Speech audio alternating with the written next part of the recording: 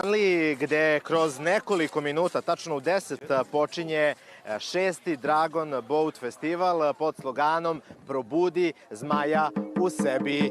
A po čemu je specifičan ovaj festival i kako je ovo takmičenje, to ćemo čuti od Ane Duduković, koja je jedna od organizatora ovog festivala. Zdravo, Ana. Zdravo.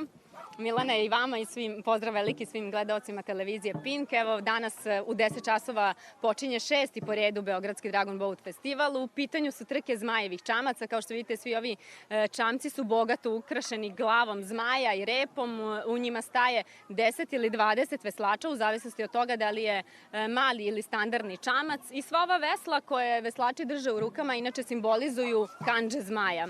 Na početku čamca sedi bubnjar. Bubnjar udaranjem palicom od oboš daje tempo veslačima i sinhronizuje ih u čamcu, zato što je u ovom sportu inače najbitnija ta sinhronizacija i da svi veslamo kao jedan. I koliko učestvuje ekipa danas? Imamo 12 klupskih timova. Izuzetno nam je drago što imamo i goste iz Republike Srpske, iz Banja Luke. Takođe imamo i posebno organizovan kup za studente i kup za srednjoškolce. Spremili smo vedne nagrade i nadamo se da će najbolje pobediti. Svakako mi navijamo, a ovde iza nas je jedan od gostiju iz Republike Srpske.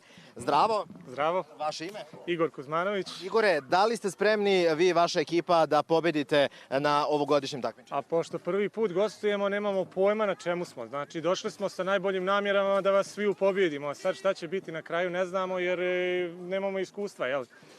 Za sada ovaj trening juče je optimističan, ovo ide kao metak, znači mi smo cijeli život, ja evo lično 32 godine u veslačkim sportovima i uvijek tražimo novu avanturu, tako da nam je ova došla kao šlag za sezonu, da probamo se u novom sportu. Atmosfera je odlična, sve je super, toliko smo srećni što smo ovde, vjerujem više smo srećni nego organizatori.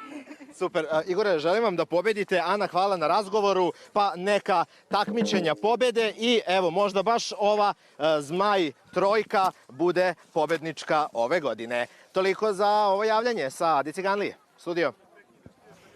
Hvala Milane.